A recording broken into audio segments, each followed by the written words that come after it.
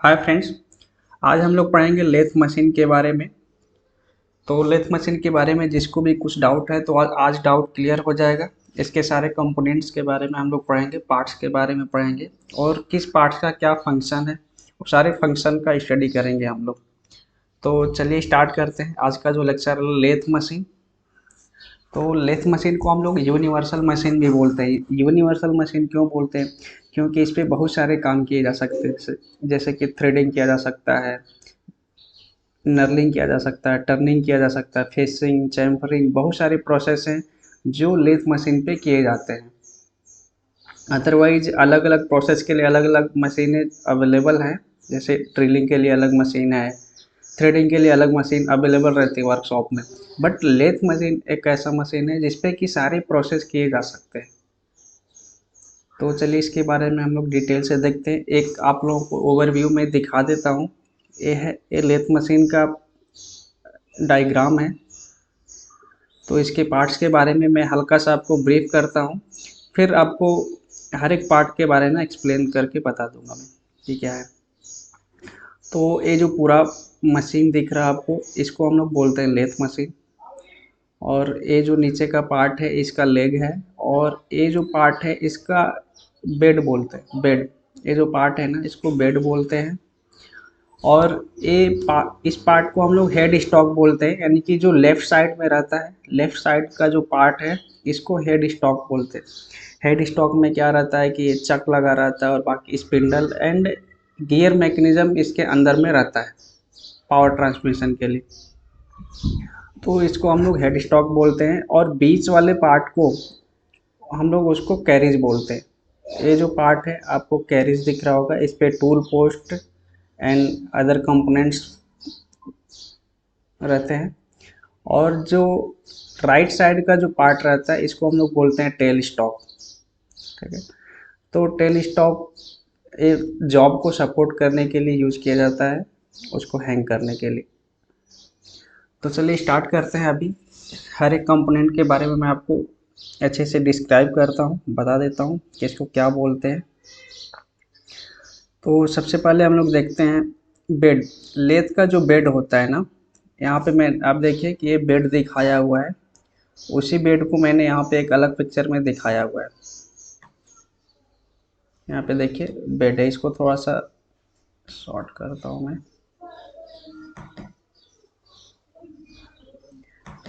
ठीक है, तो अभी आप लोगों को दिख रहा होगा कि ये जो है ये बेड है। बेड के ऊपर ही सारे कंपोनेंट फिट रहते हैं। जो लेथ मशीन का बेड होता है इसके ऊपर ही सारे कंपोनेंट जो होते हैं सारे वो फिट रहते हैं। तो इसको हम लोग क्या लिख सकते हैं? इसको हम लोग लिख सकते हैं all parts are mounted on the bed. यहाँ पे आप एक पॉइंट डाल के लिख लो। मैं आपको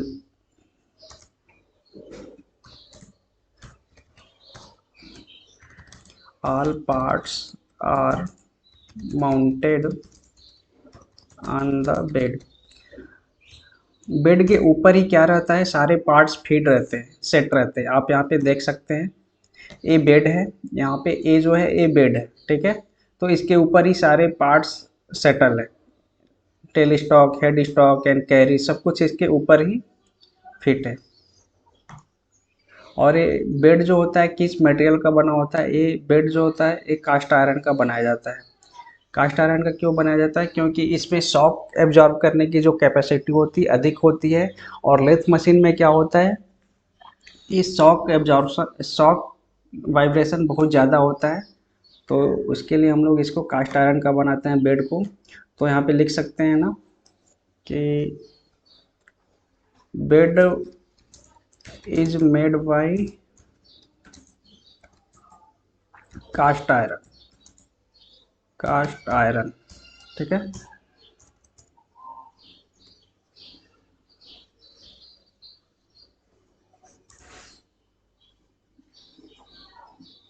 और ये किस प्रोसेस से बनाया जाता है? जो बेड होता है किस प्रोसेस से बनाया जाता है? बेड को हम लोग कास्टिंग प्रोसेस से बनाते हैं, कास्टिंग प्रोसेस से।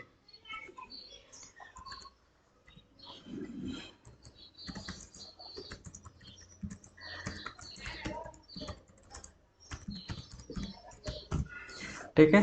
तो जो बेड हमारा बना रहता है वो किस प्रोसेस से बनता है, कास्टिंग प्रोसेस से बनता है। तो अभी बेड के बारे में पूरा डाउट क्लियर हो गया होगा आप लोगों को। अगर नहीं क्लियर होगा तो आप लोग कमेंट करिए, फिर से हम आप लोगों को बता देंगे। और उसके बाद देखते हैं हेड स्टॉक। हेड स्टॉक देखते हैं। यहाँ पे देखिए, ये जो है हेड स्टॉक का फिगर है। इस पूरे पार्ट को हम लोग हेड स्टॉक बोलते हैं। जो लेफ्ट साइड में है यहाँ पे आप देख सकते हैं, ये जो पार्ट है, ये जो पार्ट है ये है हेड स्टॉक। ठीक है, हेड स्टॉक है। इसमें चक रहता है, स्पिंडल रहता है, और ये gear mechanism and gear drive के जो भी कंपोनेंट्स हैं यहाँ पे फिट रहते हैं। ठीक है, तो इसको हेड स्टॉक बोलते हैं। तो हेड स्टॉक के बारे में चलिए आप यहाँ पे देखिए, ये क्या है, ये चक है। चक के बारे में भी अभी मैं बताऊंगा आप लोगों को। और ये पावर ट्रांसमिशन के लिए ये गियर मैकेनिज्म है। ये सब, इसको, इस कवर को जब आप लोग ओपन करोगे तो अंदर में गियर ड्राइव दिया हुआ है, गियर से सब कुछ फिट है पावर ट्रांसमिशन के लिए। तो हेड स्टॉक कहाँ रहता है, ये बेड के लेफ्ट साइड में रहता है। तो इसको क्या लिख सकते हैं, इसको लिख दीजिए, head stock is mounted on left side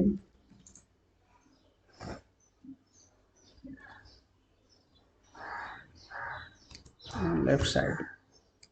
और इसके अंदर में क्या रहता है, हेड स्टॉक का जो मेन पार्ट्स है, अगर इस कवर को आप ओपन करोगे तो गियर ड्राइव पूरा वहाँ पे सेटल है, फिट किया गया है। हैविंग गियर एंड पुल्लीज, ये भी लिख दीजिए, हैविंग गियर एंड पुल्लीज।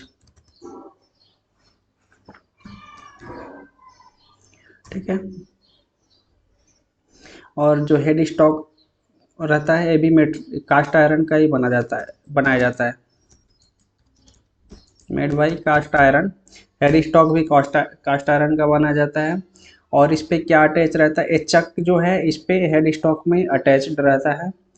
तो ये भी लिख सकते हैं कि चक जो है हेड स्टॉक में अटैच रहता है। और चक का काम क्या है, ये जॉब को रोटेशन रोटरी मोशन प्रोवाइड करता है वर्क पीस को। तो लिख दीजिए आप लोग, chuck is attached with headstock. और एक पॉइंट और लिख दीजिए, chuck provides rotary motion to workpiece. Lathe machine में केवल रोटरी मोशन ही होता है, वर्कपीस जो होता है हमेशा रोटरी मोशन करता है। लेथ मशीन में वर्कपीस हमेशा रोटरी मोशन करता है। ठीक है, तो ये हमेशा आप लोग याद रखना कि इसमें रोटरी मोशन ही करेगा वर्कपीस। बाकी टूल को हम लोग अलग अलग फिट दे सकते हैं, लेकिन जो वर्कपीस होता है वो केवल रोटरी मोशन ही करता है। तो अभी नेक्स्ट चलते हैं, टेल स्टॉक के बारे में देखते हैं। टेल स्टॉक का आप लोग देख लीजिए कि ये जो पार्ट है, इस पार्ट को हम लोग टेल स्टॉक बोलते हैं। इस पार्ट को टेल स्टॉक बोलते हैं।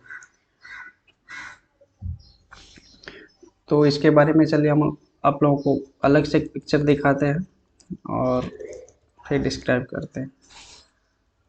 तो ये देखिए, ये है आपका tell stock.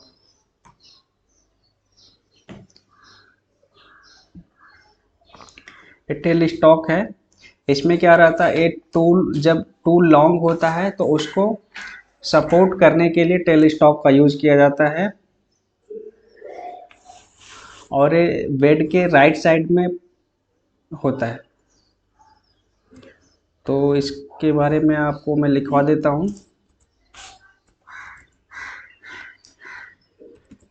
It is placed at right side,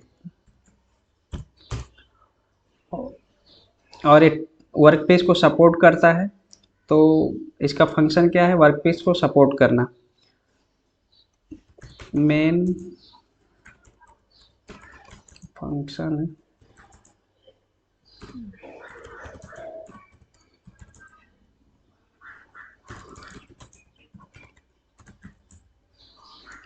provide support to work piece. ठीक है, तो ये वर्क पीस को सपोर्ट करता है कि वो टूटे ना, क्योंकि जब लॉन्ग वर्क पीस होता है तो अगर कोई लास्ट में हम लोग सपोर्ट उसको नहीं देंगे तो बेंड होके टूट जाएगा। और ये ड्रिलिंग प्रोसेस जब हम लोग करते हैं ना, जब किसी वर्क पीस में हम लोग ड्रिलिंग प्रोसेस करते हैं तो वहाँ पे इसका यूज किया जाता है टेल स्टॉक का। तो ये भी लिख दीजिए, tell stock is used for drilling process.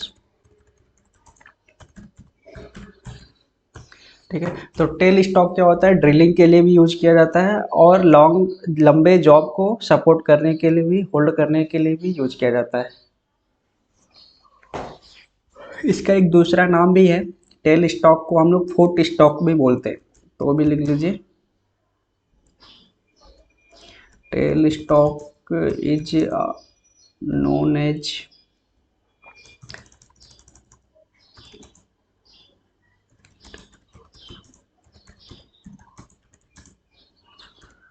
Foot stock. ठीक है, तो इसको फुट स्टॉक के नाम से भी जानते हैं।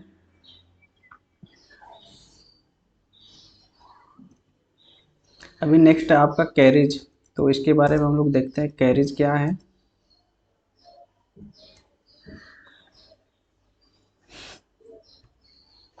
तो ये सारे पॉइंट्स आप लोग नोट कर लीजिए, क्योंकि आप लोग जब भी वर्कशॉप में जाना तो ये सारे पॉइंट्स को आप लोग एक बार मैच करना, और फिजिकली जब आप लोग लेथ मशीन को देखोगे ना तो पूरा का पूरा डाउट क्लियर हो जाएगा। उस टाइम आप लोग ये वीडियो देखना और हर एक पार्ट जो वर्कशॉप में आपके लेथ मशीन अवेलेबल है उससे मैच करेगा, हर एक डाउट आपका क्लियर हो जाएगा। अभी आप देखते जाइए, लास्ट में आपका पूरा डाउट क्लियर हो जाएगा। तो हेड स्टॉक हो गया, टेल स्टॉक हो गया। अभी देखते हैं हम लोग carriage.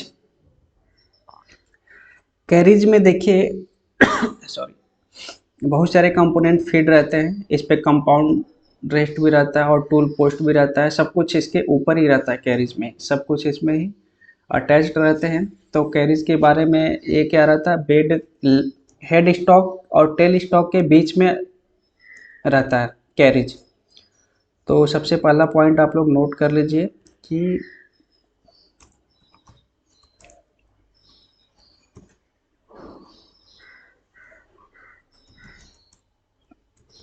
it is placed between head stock and tail stock। यह हेड स्टॉक और टेल स्टॉक के बीच में रहता है। आप लोग यहाँ पे देख सकते हैं, ये जो कैरिज है, ये जो पार्ट है इसको हम लोग कैरिज बोलते हैं। इस पार्ट को हम लोग कैरिज बोलते हैं। ठीक है, तो ये क्या है, हेड स्टॉक और टेल स्टॉक के बीच में है।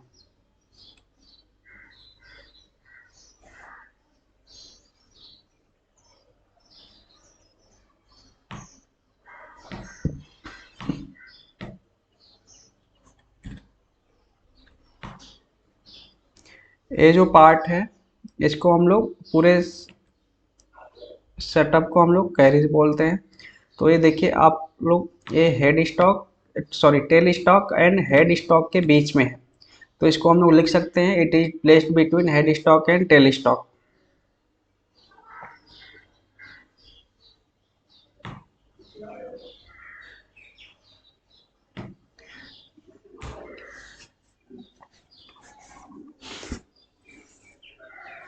और कैरिज के ऊपर क्या रहता है, टूल पोस्ट रहता है। इसको ये टूल पोस्ट को ये होल्ड करके रखता है।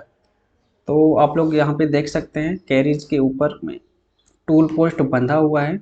ये देखिए, ये जो टूल पोस्ट है इस कैरिज के ऊपर ही फिट है, कंपाउंड स्लाइड सब कुछ इसके ऊपर ही फिट है। तो मेन काम क्या होता है इसका, टूल पोस्ट को मूव कराना। ठीक है, it is used to hold tool post and move it to horizontally and vertically। तो कैरिज का मेन काम क्या है, ये टूल पोस्ट को होल्ड करके रखता है। मीन्स कि टूल पोस्ट कैरिज के ऊपर फिट रहता है, जो कि टूल पोस्ट क्या रहता है, वो हॉरिजेंटली एंड वर्टिकली दोनों मोशन कर सकता है। दोनों टाइप का मोशन हम लोग इसको करा सकते हैं टूल पोस्ट को, क्योंकि टूल जैसा हम लोगों को ज़रूरत रहता है वैसा हम लोगों को टूल को सेट करना पड़ता है। और जो कैरिज रहता है ये भी कास्ट आयरन का ही बनाया जाता है, तो ये भी लिख लीजिए, it is made by cast iron. उसके बाद सैडल के बारे में देखते हैं। सैडल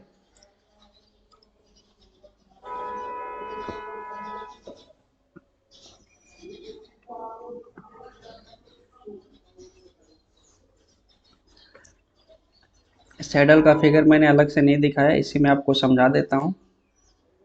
सैडल, ये देखिए, ये जो पार्ट है इस पार्ट को हम लोग सैडल बोलते हैं। ये जो पार्ट है ना इसको हम लोग सैडल बोलते हैं। इसको, ये जो पार्ट होता है सैडल होता है।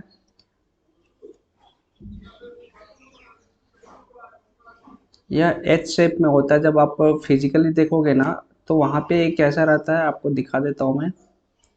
एच शेप में कुछ इस टाइप, ये जो है ना यहाँ पे ये जो पार्ट है ये सैडल है, ठीक है। ये एच शेप का बना रहता है, एच एच शेप, एच रहता है ना उस टाइप का बना रहता है, तो इसको हम लोग सैडल कहते हैं। और एक क्रॉस स्लाइड और टूल पोस्ट को मतलब सपोर्ट करता है। Cross slide and tool post को ये सपोर्ट करता है। सैडल के ऊपर ही देखिए cross slide and tool post दोनों है। क्रॉस स्लाइड ये हो गया और टूल पोस्ट दोनों, इस तो ये सैडल के ऊपर ही रहते हैं। तो इसके बारे में आप लोग लिख लीजिए, सैडल का, सैडल। द सैडल, यह एच शेप में रहता है, is H shape, shaped casting, यह एच शेप में रहता है। जब आप लोग वर्कशॉप में जाके देखोगे तो वहाँ पे आपको क्लियर हो जाएगा पूरा।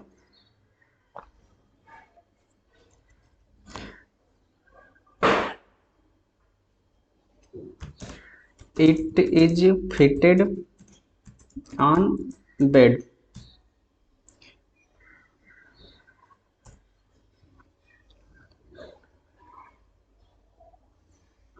और जो सैडल होता है ये हेड स्टॉक और टेल स्टॉक के बीच में पूरा मूव करता है। आप लोगों को मैं दिखा देता हूँ कि ये जो सैडल है ना ये हेड स्टॉक और टेल स्टॉक के बीच में पूरा मूव करता है।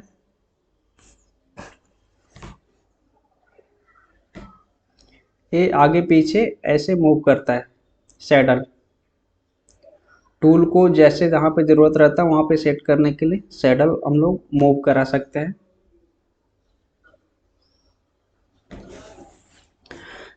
द सैडल स्लाइड्स बिटवीन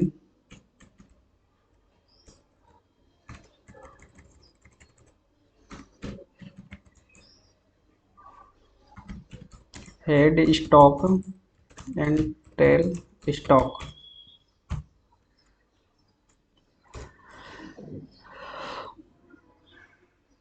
और यह क्रॉस, इसके ऊपर क्रॉस स्लाइड रहता है, तो ये भी लिख लीजिए, cross slide and tool post रहता है। तो इट कैरीज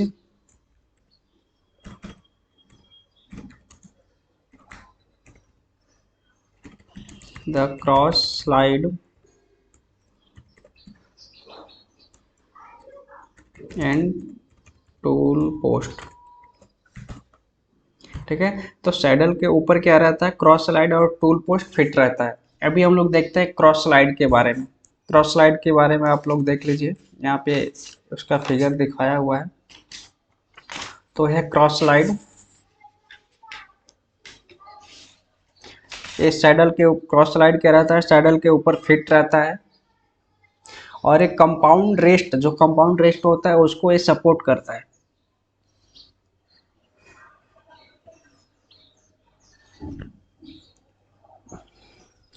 और एक टूल को मोशन देने के लिए परपेंडिकुलर मोशन, परपेंडिकुलर नहीं बोल सकते हैं इसको, वर्टिकल, ठीक, परपेंडिकुलर मोशन बोल सकते हैं इसको। पहले तो आप लोग लिख लीजिए कि फिट कहाँ रहता है, उसके बारे में हम बताते हैं आपको। एक सैडल पे फिट फिट रहता है, तो लिख लीजिए द क्रॉस स्लाइड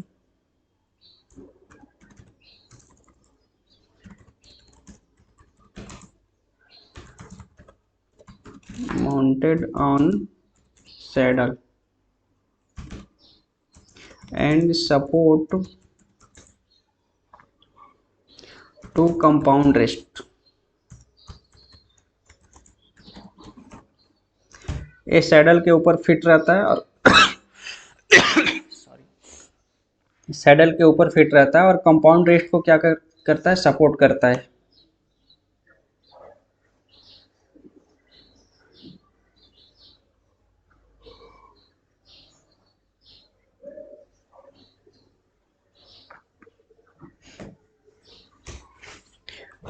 दूसरा फंक्शन इसका, इसका जो मेन फंक्शन है, टूल को परपेंडिकुलर मोशन प्रोवाइड करना है। तो लिख लीजिए its main function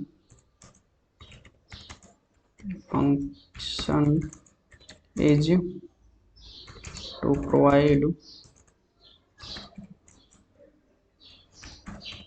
cross feed tool of the tool and its moment is perpendicular to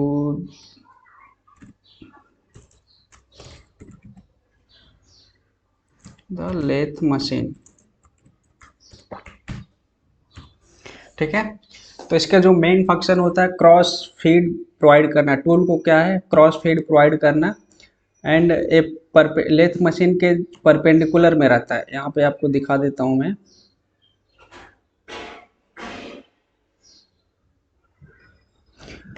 ये जो है ना, ये वर्टिकली ऐसे मोशन करेगा, टूल को हम लोग ऐसे मोशन कराएंगे, ना कि ऐसे ऐसे। जब ऐसे मोशन कराना रहता है तो हम लोग इसका यूज करते हैं। ठीक है, तो टूल को जब इधर की तरफ ले जाना रहता है तो उसका यूज करते हैं।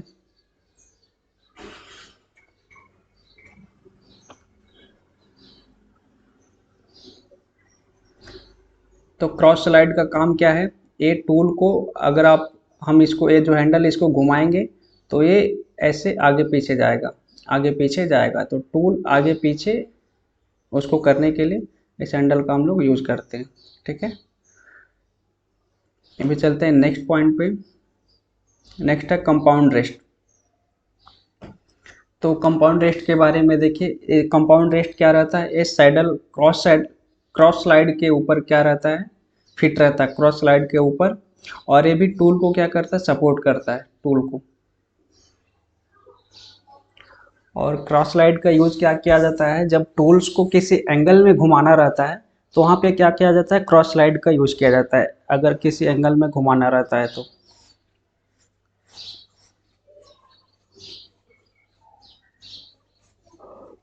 ठीक है, तो इसके बारे में पहला पॉइंट आप लोग नोट कर लीजिए।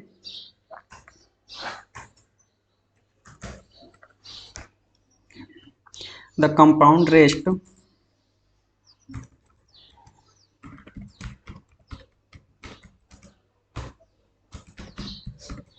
is mounted on the cross slide। It supports to the tool post। जो कंपाउंड रेस्ट रहता है एक क्रॉस स्लाइड के ऊपर फिट रहता है और एक टूल पोस्ट को सपोर्ट करता है। ठीक है।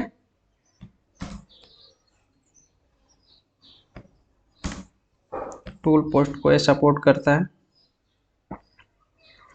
कंपाउंड रेस्ट मैं आप लोगों को दिखा देता हूँ।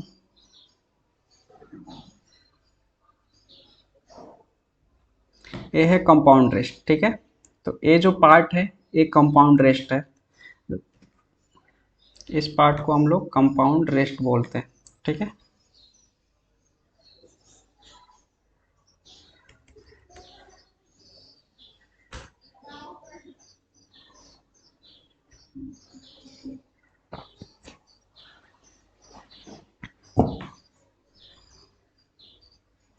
और दूसरा पॉइंट इसके बारे में लिख लीजिए, यह एंगल जब कटिंग करना रहता है या फिर कुछ प्रोसेस करना रहता है, टूल को एंगल देना रहता है, तो उसका यूज किया जाता है। तो इसको हम लोग क्या लिख सकते हैं, द कंपाउंड रेस्ट कैन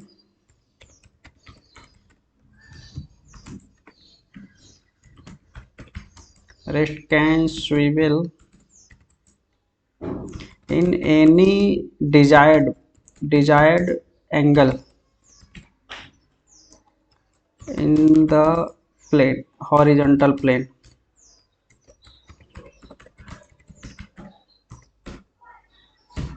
ठीक है।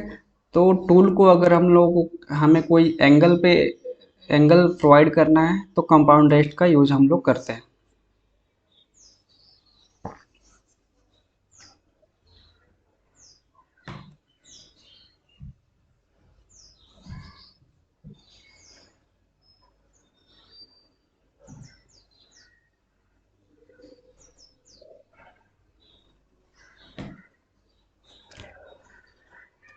एक पॉइंट और लिख लीजिए इसमें, इट इज मूवेबल। जो कंपाउंड रेस्ट रहता है मूव करता है, इट इज मूवेबल।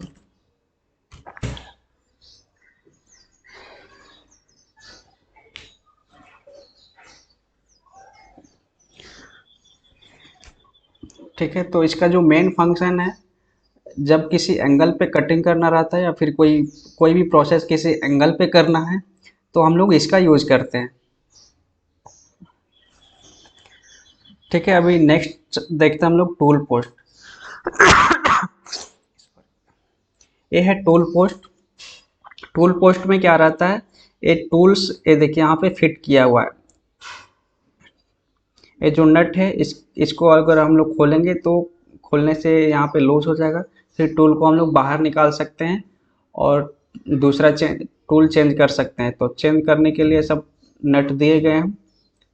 तो यहाँ पे देखिए टूल लगा हुआ है। जो टूल बना रहता है वो हाई कार्बन स्टील का बना रहता है। तो ये पॉइंट भी आप लोग नोट कर लीजिए, जो टूल होता है कटिंग के लिए वो हाई स्पीड स्टील का बना रहता है। हाई कार्बन नहीं, हाई स्पीड स्टील का बना रहता है। और ये हैंडल है, इस घुमाने के लिए इसको फर्स्ट प्लेट को, जिससे कि टूल को हम लोग आसानी से बाहर निकाल सकें। तो इसके बारे में हम लोग नोट करते हैं। एक कैरिज के ऊपर फिट रहता है। जो टूल पोस्ट होता है एक कैरिज के ऊपर रहता है। कैरिज आप लोग यहाँ पे देख लीजिए, एक कैरिज के ऊपर क्या है, फिट है टूल पोस्ट, ठीक है।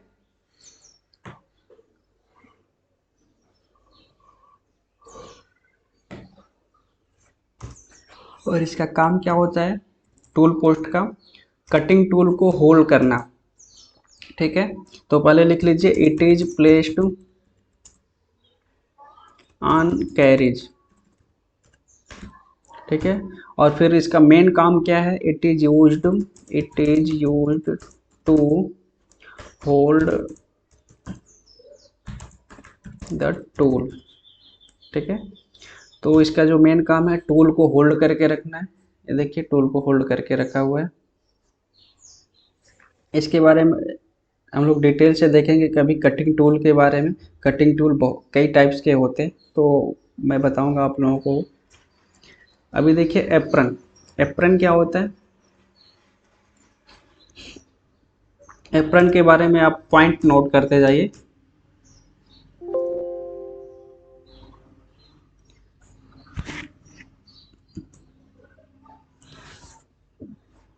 तो जो एप्रन होता है यह क्रॉस सैडल से अटैच रहता है, जहाँ पे कि हैंग करता है। तो पहले आप लिख लीजिए पॉइंट्स, फिर मैं आप लोगों को समझा देता हूँ।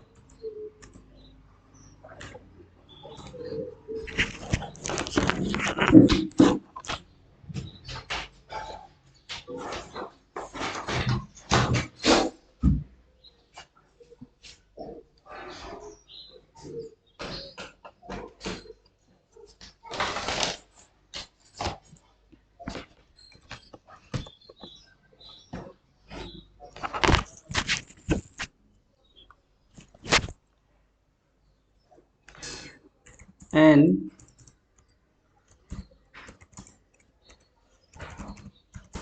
apron is attached to the saddle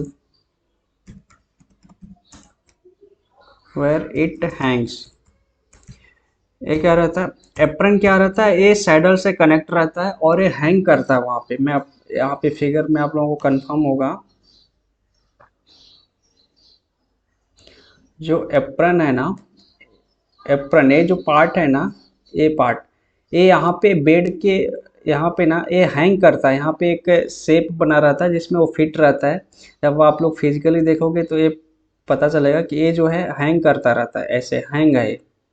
ठीक है, ये नीचे में कोई कुछ सपोर्ट नहीं है, बस यहाँ पे लटका हुआ है। ठीक है,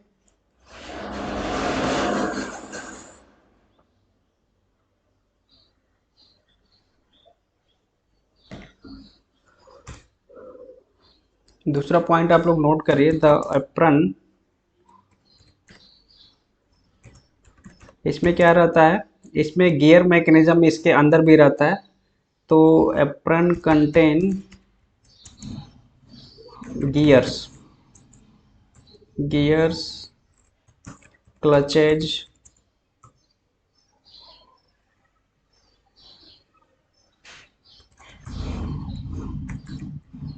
gear clutches and levers for operating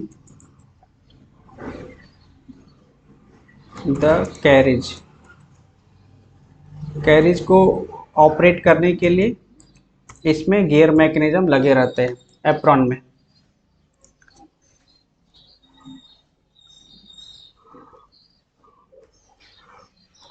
और इसमें एक व्हील भी रहता है जो कि उसको मैनुअल फीड देने के काम आता है। तो लिख लीजिए, there is a hand wheel for manual movement of the carriage. यहाँ पे दिखा देता हूँ मैं आप लोगों को, इसमें एक हैंड व्हील लगा रहता है। ये जो है ना, ये जो व्हील है, हैंड व्हील है, ये मैनुअल इसको मूवमेंट कराने के लिए इसका यूज किया जाता है मैनुअली।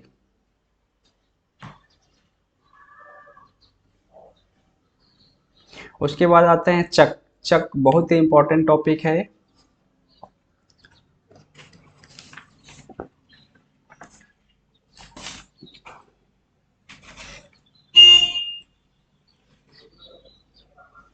ठीक है, तो ये चक देखिए, चक यहाँ पे आप लोगों को दिखा देता हूँ पहले कि चक का काम क्या है।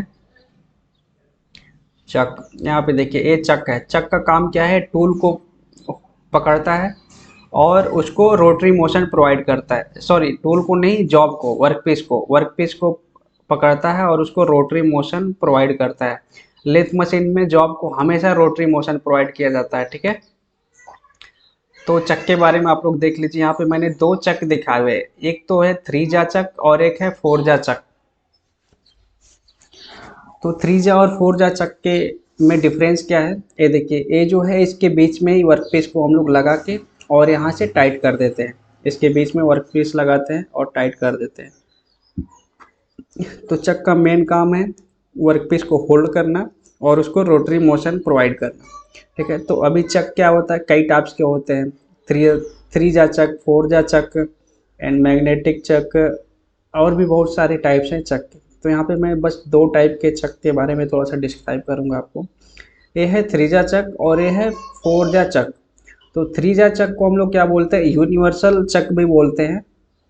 इसमें क्या रहता है, यूनिवर्सल क्यों बोलते हैं, इसमें से किसी भी पॉइंट को आप लोग लूज करोगे ना, अगर खोलोगे ना, तो ये सारे जा जो है, ये जो तीनों जा है ना, ये ऑटोमेटिक एक साथ बाहर आएंगे। ठीक है, अगर किसी को आप टाइट करोगे तो ये तीनों चक जॉ जो है एक साथ ही टाइट होंगे, एक साथ ही सेम फीड के साथ सेम डिस्टेंस कवर करेंगे। और तो इसमें क्या रहता है, सबको अलग अलग टाइट करने की या फिर खोलने की ज़रूरत नहीं रहती है। किसी एक पॉइंट को आप लोग खोलो तो सारे पॉइंट खुल जाते हैं। ठीक है, और ये मेनली क्या रहता है, सर्कुलर जो वर्क पीस रहता है, यानी कि जो राउंड शेप में वर्क पीस रहते हैं ना, उनके लिए ज़्यादा प्रॉफिटेबल रहता है, उनके लिए सूटेबल रहता है, क्योंकि तीनों आराम से एक साथ में उस पर बैठ जाएंगे। तो ये होता है थ्रीजा चक। और ये फोरजा चक है, इसमें देखिए फोरजा है तो इसके लिए इसको फोरजा चक बोलते हैं। और थ्रीजा को हम लोग यूनिवर्सल चक भी बोलते हैं, ये भी याद रखना आप लोग। तो इसमें क्या रहता है, इसमें अगर सबको अलग अलग खोलना पड़ता है, ये सारे जा को खोलना पड़ता है, तब जाके वर्क पीस बाहर निकलेगा।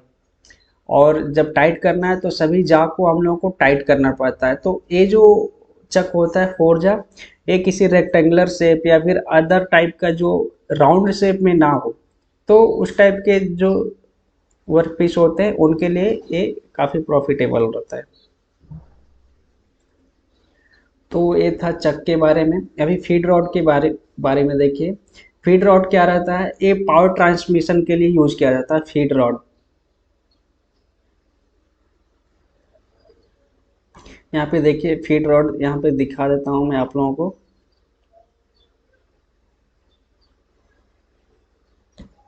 ये देखिए यहाँ पे एक है, ये लेड स्क्रू है। लेड स्क्रू का काम क्या रहता है, ये थ्रेड कटिंग जब प्रोसेस हम लोग करते हैं ना, तो उस टाइम लेड स्क्रू का यूज किया जाता है।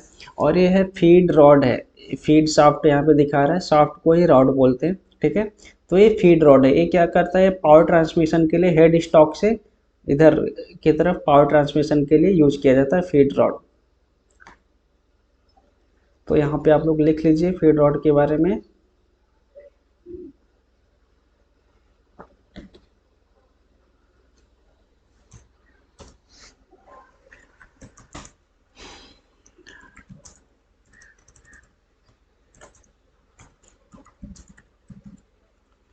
The feed rod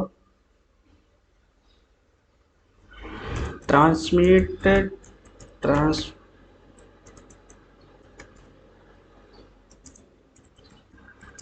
power from the head stock to the carriage for feeding operation।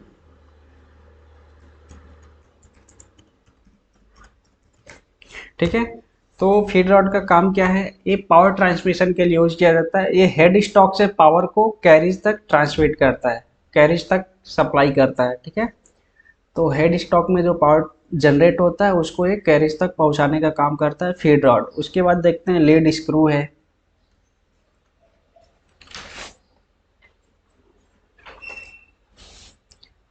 तो यहाँ पे देखिए यहाँ पे लीड स्क्रू, अभी वहाँ पे मैंने ऊपर में दिखाया था आपको, ये है लीड स्क्रू और ये है फीड रॉड। ठीक है, तो लीड स्क्रू का काम क्या होता है, थ्रेड कटिंग के काम में आता है। और ये ऑटोमेटिक फीड प्रोवाइड करता है कैरिज को।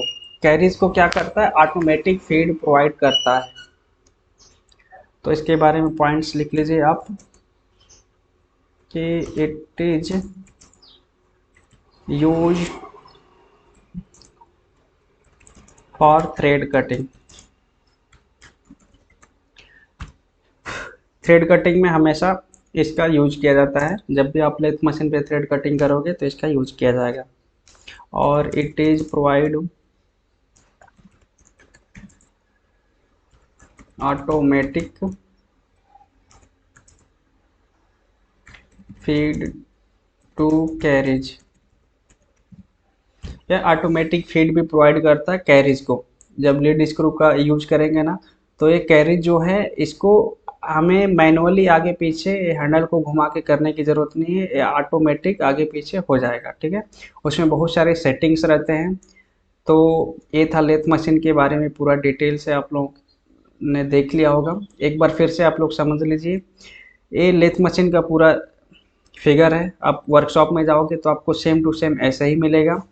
ये यहाँ पे देखिए, ये मोटर लगा हुआ है, ये टेल स्टॉक है जो कि वर्कपीस को होल्ड करके रखता है। अगर वर्कपीस यहाँ पे लगाएंगे तो वर्कपीस अगर छोटा रहता है तो यहाँ तक आके काम हो जाता है। अगर वर्कपीस लंबा है तो टेल स्टॉक में भी हम लोग फंसा देते हैं कि वो बीच में टूटे ना या फिर गिरे ना।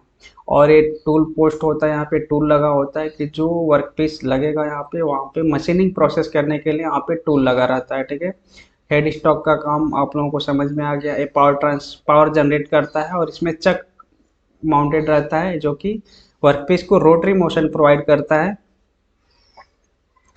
तो ये लेथ मशीन का ओवरव्यू है। आप लोग फिर से देखना, एक बार वीडियो को 2 बार देखना, 3 बार देखना, आपको पूरा डाउट क्लियर हो जाएगा। और अगर किसी के पास लेथ मशीन अवेलेबल है, अगर कोई किसी वर्कशॉप में काम करता है या फिर कॉलेज के वर्कशॉप में कोई किसी के पास लेथ मशीन है, तो आप लोग वहाँ पे जाके देखना, वो वीडियो देखना और एक एक पॉइंट वहाँ पे जो है लेथ मशीन में वो मैच करना और उसके फंक्शन देखना, तो सब कुछ आप लोगों को क्लियर हो जाएगा। ठीक है, तो मिलते हैं नेक्स्ट वीडियो में किसी और टॉपिक के लेकर के। तो आप लोग बने रहिए साथ में। Thanks for watching.